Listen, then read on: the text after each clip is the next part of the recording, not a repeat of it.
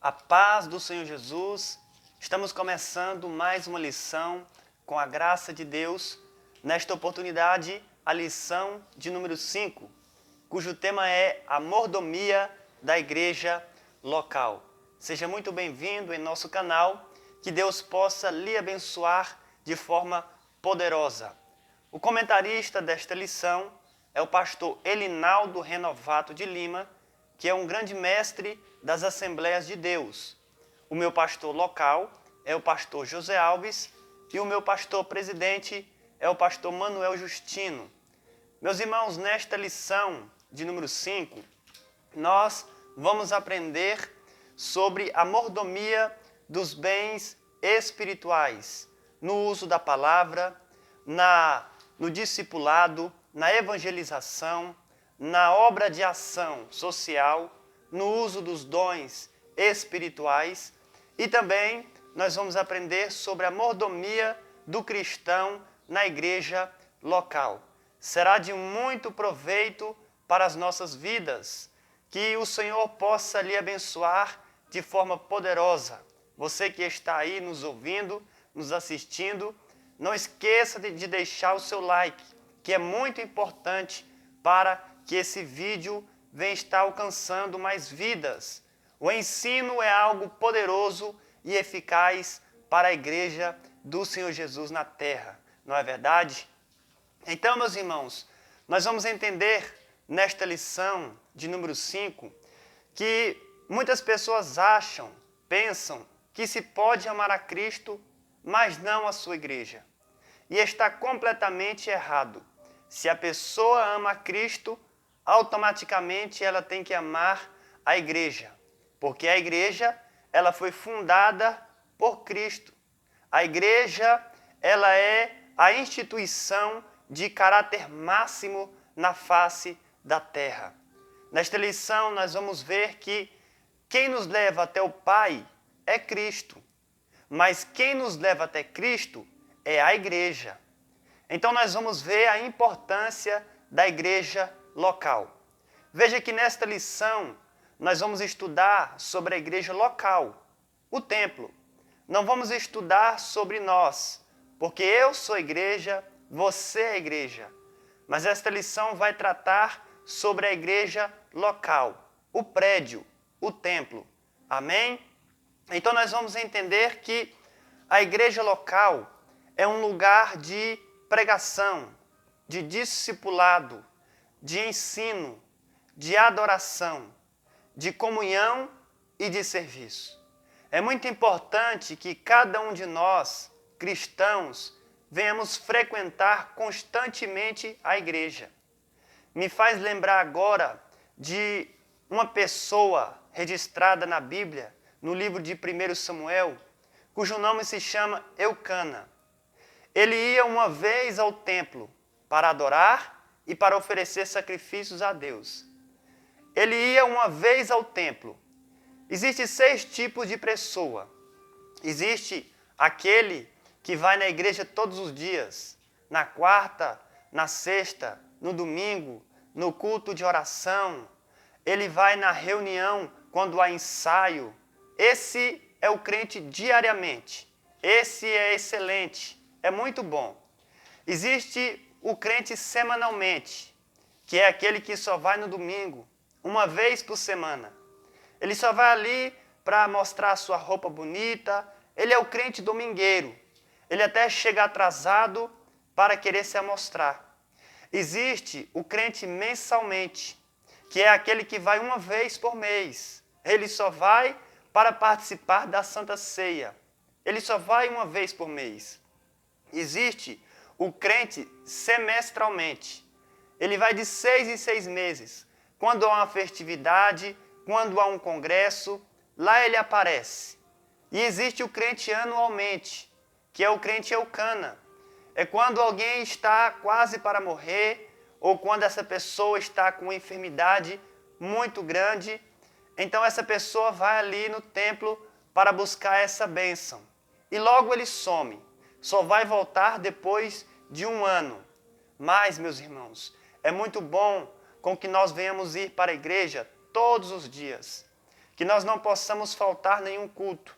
No culto de ensino, no culto de adoração, no culto de oração, em nenhum culto, porque todos eles são de suma importância para a nossa vida. Aleluia! Que nós não sejamos crente eucana. Não é verdade, meus irmãos? Meus irmãos, a igreja é heterogênea e homogênea. Heterogênea porque se compõe de membros das mais diversas categorias e locais. E homogênea porque é unificada no cabeça que é Cristo. Então, o comentarista desta lição, o pastor Elinaldo Renovato, ele vai no tópico de número 1, tratar sobre a palavra. Na mordomia da igreja local, se usa a palavra. Nós temos que privar pelo pulpicentrismo, ou seja, o púlpito no centro do culto, onde ali a exposição da palavra será manifesta. Então, a palavra tem que ser a prioridade, porque a palavra, meus irmãos, é ela quem dirige a vida do cristão. Não é a igreja que diz o que nós devemos fazer, é a palavra que diz o que nós devemos fazer.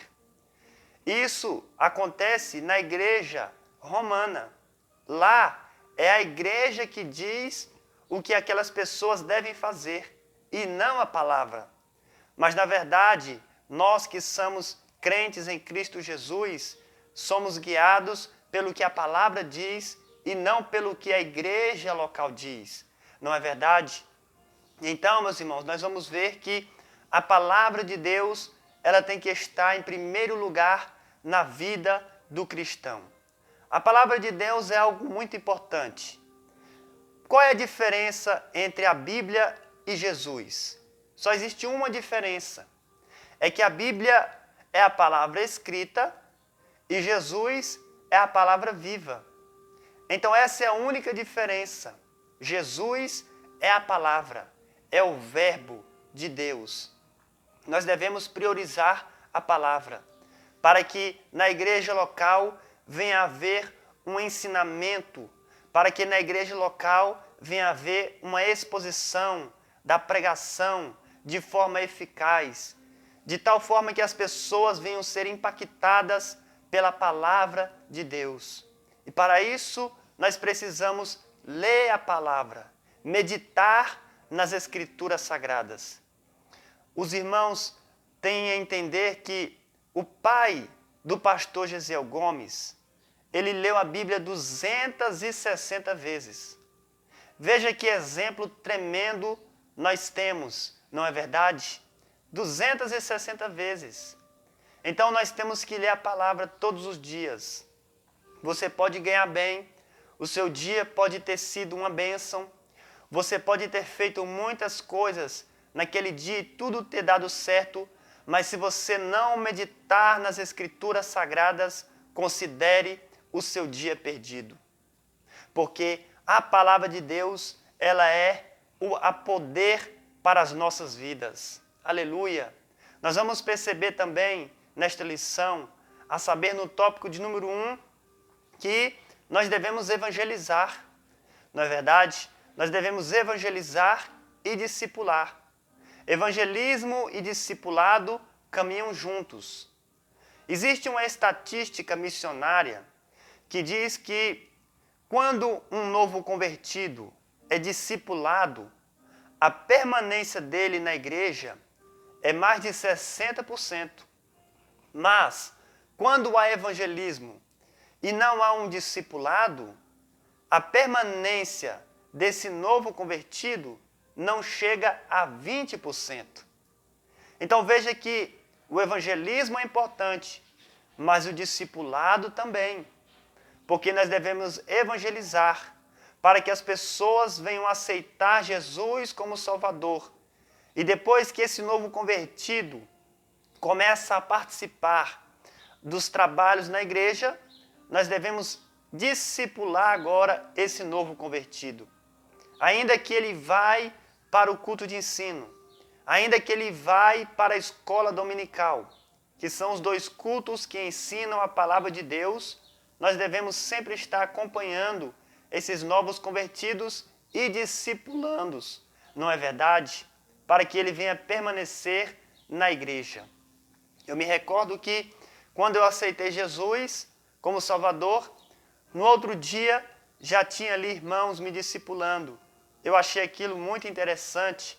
De tal forma, meus irmãos, isso trouxe um impacto tão grande na minha vida que logo eu aceitar Jesus, com 1 mês de crente eu já fui batizado em águas. Porque eu recebi um discipulado muito forte dos obreiros da casa do Senhor.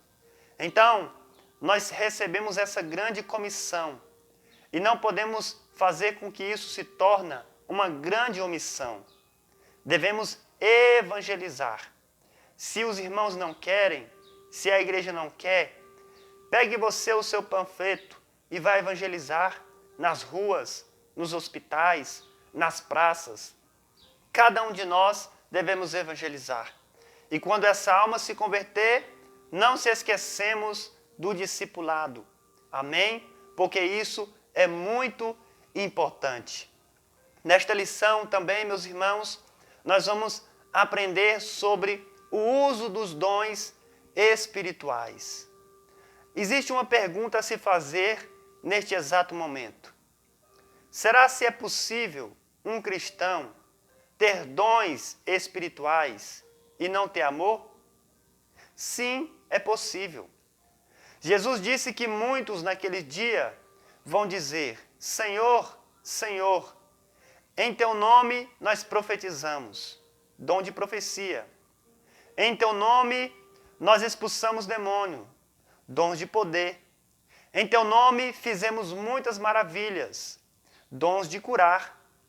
Mas o Senhor Jesus lhes dirá abertamente naquele dia: apartai-vos de mim, vós que praticais a iniquidade, porque eu não vos conheço.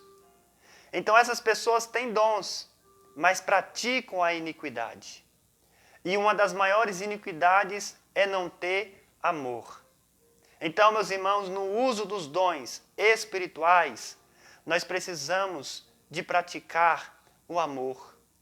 Porque se você tem dons e não tem amor, você não vai usar esses dons para a glória de Deus, nem para a edificação da igreja e nem para a glorificação do nome de Deus.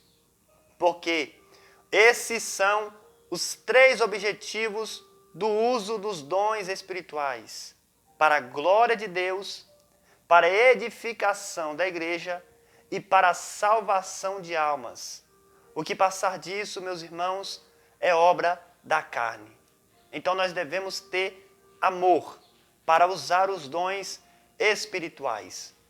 E no uso dos dons espirituais, aquela pessoa que o recebeu de Deus, quando foi batizada no Espírito Santo, ela tem que ter um equilíbrio. Porque se ela usa demais, o povo fica fanático. E se ela usa de menos, o povo fica frio. Então tem que ter esse equilíbrio. Nem tanto ao mar e nem tanto à praia. Ele tem que usar na medida certa. Porque tem pessoas que vão pregar 30 minutos, 15 minutos é falando em línguas estranhas. E 15 minutos apenas é a mensagem. E está errado. As pessoas precisam entender a exposição da palavra de Deus. Então, meus irmãos, no uso dos dons espirituais, nós temos que ter muitas cautelas, não é verdade? E outra coisa que nós devemos entender é que os dons estão subordinados à palavra. Os dons não estão acima da palavra. Não, meus irmãos. Porque tem pessoas que têm cada visão, cada sonho, que não tem nada a ver com a palavra de Deus. São tantas revelações que fogem das Escrituras Sagradas e está errado, porque os dons estão subordinados à palavra. Aleluia! Meus irmãos, esta lição de número 5, ela é rica, ela tem muito a nos ensinar. Nós vamos aprender também sobre a obra da ação social na igreja. E aproveitando este momento, eu gostaria de ler com os irmãos um versículo em Atos dos Apóstolos, capítulo de número 6, versículo de número 3, que nos diz assim a palavra de Deus. Irmãos, escolhei dentre vós 7 homens de boa reputação, cheios do Espírito e de sabedoria, aos quais constituamos sobre este serviço. Os apóstolos, eles separaram ali 7 diáconos de boa reputação, cheios do Espírito Santo e cheios de sabedoria. Para quê? Para cuidar da assistência social, para cuidar dos órfãos, das viúvas, dos estrangeiros. Até porque na Bíblia, os órfãos, as viúvas e os estrangeiros têm prioridade na oração. Se você não sabia disso, é verdade. Essas pessoas têm prioridade na oração, porque são pessoas abandonadas, são pessoas rejeitadas, são pessoas que perderam algo. Então, quando essas pessoas são abandonadas, o Senhor as recolhe para si. Nós vamos ver até mesmo na lei de Deus, no Antigo Testamento, que quando um pobre passasse por uma vinha, ele deveria colher o quanto pudesse, só não poderia levar na bolsa. Se ele passasse numa plantação de milho, ele poderia levar em suas mãos o quanto pudesse, só não poderia lançar a foice. Havia muitas prioridades para os pobres daquela época, como foi o caso que aconteceu com Ruth. Ela vinha caminhando por trás daquelas mulheres que estavam trabalhando naquela seara e ela estava catando as espigas velhas, as espigas que eram deixadas para trás, que os animais haviam comido, as espigas queimadas. Era uma lei que havia que os pobres poderiam ali comer naquela plantação. Então Deus ele sempre deu muita prioridade para os pobres. Mas aqui é onde nós lemos, em Atos capítulo 6, versículo 3, os apóstolos escolheram 7 homens, dentre eles Estevão, dentre eles Filipe. Eram homens cheios do Espírito Santo, eram homens de boa reputação, eram homens cheios de sabedoria, para cuidar das viúvas, para cuidar dos órfãos, para cuidar da assistência social. Enquanto que os apóstolos serviam ao púlpito, os diáconos serviam às mesas. Os apóstolos se ocupavam na oração e na palavra, e os diáconos se preocupavam com a ação social. Então veja que trabalho importante aqueles diáconos faziam, porque os diáconos são os servos, os que trabalham na obra de Deus. E todos nós somos diáconos. Nós não devemos se esquecer da ação social, não é verdade? Cada igreja tem que ter esse trabalho. Eu louvo a Deus, porque na nossa igreja local, aqui, nós temos esse trabalho de ação social, que se chama o Bom Samaritano, que sempre está atendendo a necessidade das pessoas. Enquanto que cada crente individual também não pode se esquecer desse trabalho, porque é louvável a Deus. Então, meus irmãos, sobre a ação social, eu gostaria de ler em Provérbios, capítulo de número 29, versículo de número 7. Um versículo que também é muito importante, amém? Que nos diz assim: o justo toma conhecimento da causa dos fracos, mas o ímpio não tem conhecimento do que se trata. Veja que o justo, ele dá atenção à causa dos pobres. O próprio Jesus disse que os pobres sempre tereis convosco. Então sempre vai existir os pobres. E nós devemos atender às necessidades deles. Aqui nesse texto ele está dizendo que aquele que não dá atenção ao pobre, ele vai receber maldições em suas vidas. Mas aquele que dá atenção ao pobre, esse prosperará.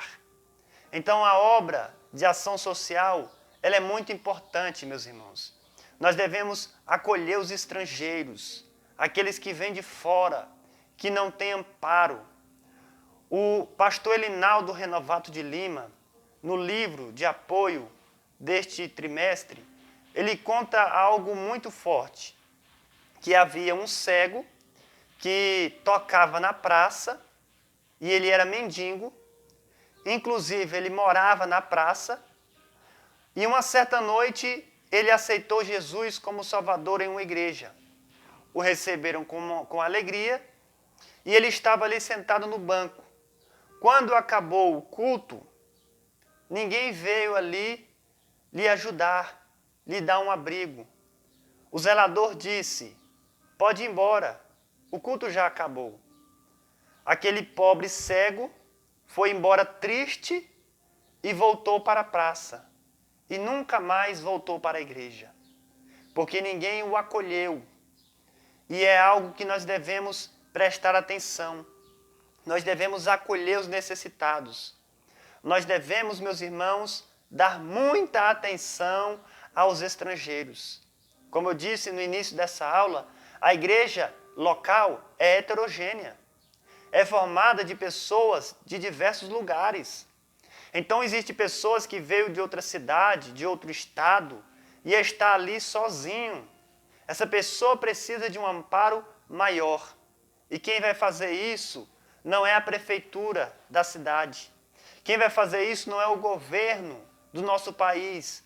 Quem vai fazer isso é a igreja do Senhor Jesus na face da terra. Aleluia! Nós precisamos cuidar dessas pessoas, não se esquecendo dos órfãos e das viúvas. Como Paulo disse, as verdadeiras viúvas. Não é verdade, meus irmãos? Então, eu gostaria de ler em Tiago, capítulo 1, versículo de número 27. Nós vamos ver neste versículo qual é a verdadeira religião. Tiago, capítulo 1, versículo 27. Porque a religião pura e imaculada diante de Deus e Pai é esta: cuidar dos órfãos e das viúvas em suas tribulações e guardar a sua alma incontaminada do mundo. Aleluia! A parte A me chama a atenção, que diz que a religião pura e verdadeira é esta: cuidar dos órfãos e das viúvas em suas tribulações. Eles passam muitas tribulações. Trazendo para os dias de hoje é fazer a obra de ação social. Porque muitos crentes encontram alguém necessitado e diz: a paz do Senhor. Outros dizem: paz e graça. E despede ele, faminto e vazio. E pior, outras pessoas dizem assim: eu vou orar por você. Não, nem sempre é oração. Nem sempre é paz do Senhor. Às vezes é ação mesmo. É ajudar. E nós devemos fazer isso, meus irmãos, porque isso agrada a Deus. Aleluia! Porque Deus, quando se manifestou em um corpo e Ele veio aqui nessa terra, Ele sempre dava atenção aos pobres. E assim nós, igreja, devemos também fazer para a glória de Deus. Porque se a gente não fizer assim, nós não estaremos agradando a Deus. Meus irmãos, qual é a mordomia do cristão na igreja local? Nós entendemos que o cristão, ele sempre deve frequentar a igreja local, para ali adorar a Deus, para ali servir ao Senhor. Hoje nós estamos vivendo uma era muito conturbada. Qual é essa era? A era dos desigrejados. Existem muitas pessoas que estão vivendo ao léu. Eles dizem assim: não, eu estou servindo a Deus na minha casa. E aqui eu tenho internet, eu ouço as minhas pregações, aqui eu faço a minha oração. Mas a ovelha primeiro precisa de um pastor. E depois do pasto. Então você pode estar se alimentando na sua casa, mas antes do pasto, você precisa do pastor. A Bíblia sempre fala de ovelhas sem pastores. Ela fala como se a pessoa estivesse abandonada. Ela traz essa expressão, ovelha sem pastor. Então hoje existem muitas ovelhas que estão vivendo assim. E você sabe que quando uma ovelha está no deserto e o seu pastor está longe dela, ela se torna um alvo fácil para o lobo. Sim, porque quem vai proteger aquela ovelha do lobo é o pastor.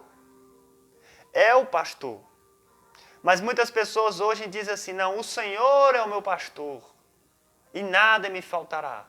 Não, meus irmãos, Deus é o pastor de todo mundo, mas Ele, aqui na terra, nos deu pastores.